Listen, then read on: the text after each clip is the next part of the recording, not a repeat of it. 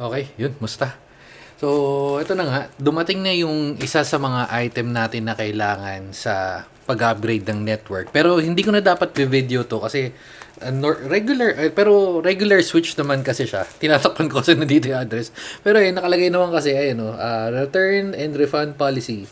No video, no return, no refund. So, yan, kailangan natin i-video kasi nga baka may sira and all. Yun. Kaya natin video, sama na natin to sa ano. Pero anyway, yun nga, nabanggit ko dun sa nakarang video natin, mag-upgrade tayo ng network from regular 1 gig network, papunta na tayo ng 2.5. Originally, ang plano ko is, dapat yung 10 gig na network, pero kasi, feeling ko mas masusulit ko for now yung 2.5, although maganda yung 10 gig is future proof mo yun and all. Pero then again, kasi yung 10 gig, unang magiging bottleneck nun is yung sa device. Like yung sa device na i-connect mo sa switch or sa network mo. Sa ngayon, Thunderbolt lang kasi yung may... Ewan ko kung merong regular para sa mga PC. Yung sa mga laptop, kung may... Hindi ko na na-search yun. Kung sa mga laptop or desktop, pero ng Thunderbolt na port. Pero kasi laptop yung gamit ko and currently, kung upgrade ako tuloy-tuloy ako na mag-upgrade, lahat ng gamit is mapapalitan. So, kaya, nag-stick na muna tayo sa 2.5. Yung 2.5, eto na nga, so may paparating tayo yung, wait lang, tanggalin ko muna. May paparating tayo na adapter. Yung adapter, pwede yun sa Type C or Type A. Kaya dito na tayo nagpunta. So, hindi na natin kailangan mag-upgrade ng kung ano yung current device natin. Well, pwede pa nga yung hanggang 5 gigabit. Pwede yun, pero walang hindi masyado sikat yung 5 gig. So, it's either 2.5 or talon ka sa 10 gig. Although, only lang difference kasi nakuha ko to, ang presyo ko niya, medyo durug-durug nga yung box pero okay lang. Yung presyo niya nasa 5 something. Wait. Yan. Saan na yun? To receive pa nga lang. Dalawa in-order kong ganito. Ayan. So, ayun. Yung price niya, 5,390 times 2. Well, may nakakuha ka ng voucher. Ayun, so, nakuha natin ng 4,2. Kasi ito yung sinasasabi kong isa. Pag search nyo yan, yung 10 gig. Yan, 10 gig. 10G. So, ito dapat yung isa kong orderin. So, parang ganun din. Pero, yan, magta-times 2 rin yung presyo niyan. Anyway, so, going back dito, maganda lang naman sa kanya is 2.5 na siya, lahat ng ports. Meron din ako chinek, meron sa Amazon. Maganda sa Amazon, parang nasa gitna yung presyo niya. Nasa 8,000 something. Pero, may 10 gig na port na siya. Dalawang 10 gig na port, tapos apat or tatlo yata na 2.5. Anyway, so, yun na nga. So, mag-upgrade rin tayo ng router. So, yun yung kailangan pag mag-upgrade ka ng network. Router, yung... ito nga, yung switch. Kung syempre, ang magiging connection is from router papunta sa switch papunta dun sa mga device. Kaya dalawa. Isa dito sa office ko, isa dun sa... kung saan man nakakonect yun, kung saan naman yung router para kasi may mga iba pang device tayong kukonektan. Anyway, so, yan. Typical box lang naman. Maganda lang naman sa kanya. Unmanaged switch. Ang maganda sa kanya, hindi mo na kailangan i-configure. Well, ang maganda rin naman pag naka-manage is pwede mong palitan yung mga settings. Well, lahat naman yung naka-configure ngayon sa router natin. So, yun. I-unbox natin pagdating ng isang router. Anyway, so 2.5. Okay. Hindi ko sure kung magiging problema to sa bala ko.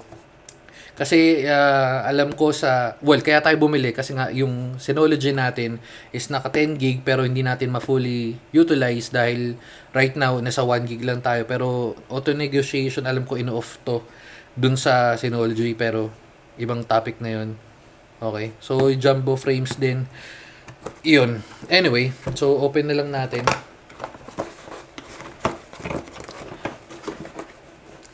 Well, pwede naman kasi yung current na gamit ko ngayon is MikroTik na 4011, yung wireless version nila. Ang problema lang doon is yung SFP port, SFP Plus is hindi masyado umiinit, nag-overheat talaga, parang umabot ng 90 degrees. Kaya kumuha ko nung 5009. Yun, basta. Yun, paparating na yun. Siguro mga 2-3 araw. Sama nila natin video. Typical, makukuha mo out of the box. Yung installation guide na syempre, basic naman yan. Yan. So, yun yung magiging setup. Papunta yung router, papunta sa switch, papunta sa device natin. Pero magiging connection ko, router, router, switch, tapos isa pang switch. Basta parang ganun yung magiging connection natin. Kasi 2.5 yung network. Okay. So, yan. Same lang naman. And, so meron ko pang dongle. Tapos, 12 volts na adapter. 12 volts din yata yung gamit ko ngayon. Wait lang, kunin ko.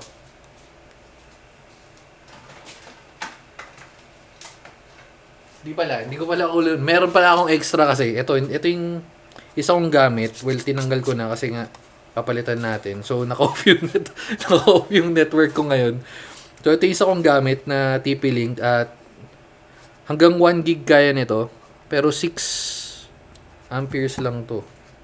Tapos ito. Okay, so medyo mas mataas na kuryente ng onte. Pero, ayos lang. Ayun yung itsura niya.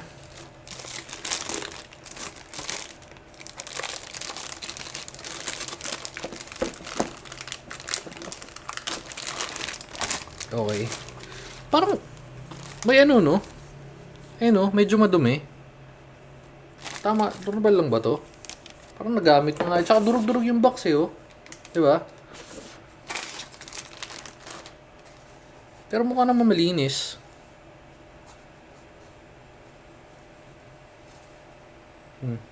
Okay naman, mukha naman okay. Tsaka amoy bago naman. Ewan ko kung may nababago yun, or kung napapalitan yun, pero may bago naman. So, ano na to? Fanless to, Hindi na natin syempre bubuksan kasi sobra na naman yun. So, yan. Meron kang Kensington lock. Tapos, ito nga, kukonect natin. Oh, wait.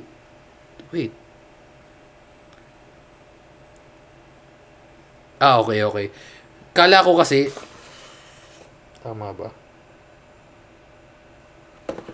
Okay. So, medyo nagdalawang isip ako kasi nakalagay dito 2.5 saka 1 gig. So, kala ko ito lang yung isa. Pero, naman, nasa na yun. Pero malinaw naman to 5 port 5 port 2.5. Okay. So, yan. Testing ko na lang din siguro ngayon. Wait, connect muna natin. Kuha tayong mahabang kable para matesting natin. Wait.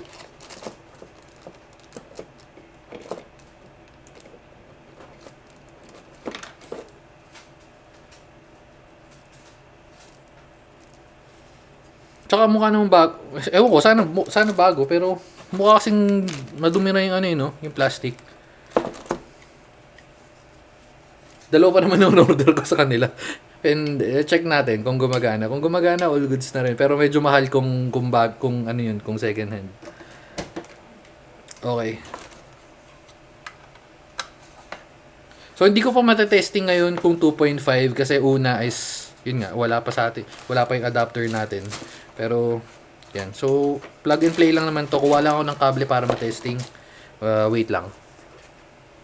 Okay. So, bubukas tayo ng 10 meters kasi walang maabot. Okay, so testingin natin to. Testing ko na muna. Lagay ko na muna dun sa kabilang switch or sa router. Okay. Testing. Ang lang dito na sa harap, para mas trip ko yun na sa likod nung isa kong...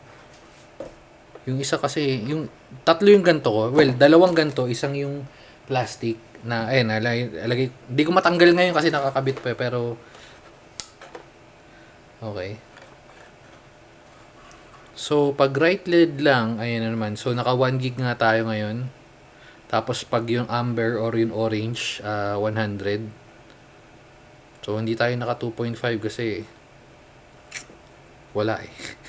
Wala pa yung adapter, di pa natin ma-testing, men. Tama ba? Okay. Okay. So, ayun daw yung ilaw pag itong sa kabila. Usually, ganun pagka ano eh. Pag yung mas mataas na or 10 gig pataas or 2.5 gig pataas. Okay, so working naman. Last two. Okay. Working. Last. Okay, so yun, working. Pwede na natin i-deploy, pwede na natin lagay dun sa paglalagyan, at dito na natin tatapusin. So again, ito nga yung TP-Link, nasaan yun? SG105-M2. Yung X nito ay yung ano, yun yung 10 gig. Pero dadating din tayo ngayon medyo doble-dobre yung presyo nun. So feeling ko, yun nga, sabi ko kanina, mas sulit to. Okay, sige na, bye-bye, babu. Okay, so ito pala yung isa ko, yung TP-Link SJ1008, 8 ports. Tapos meron tayong dalawang ganto. Kung sino man gusto, comment, paraffle natin yan. Okay. Kompleto. Ay, natapon ko na yata yung box nito, pero ito, di ko sure kung nandyan pa yung box. Ayun lang.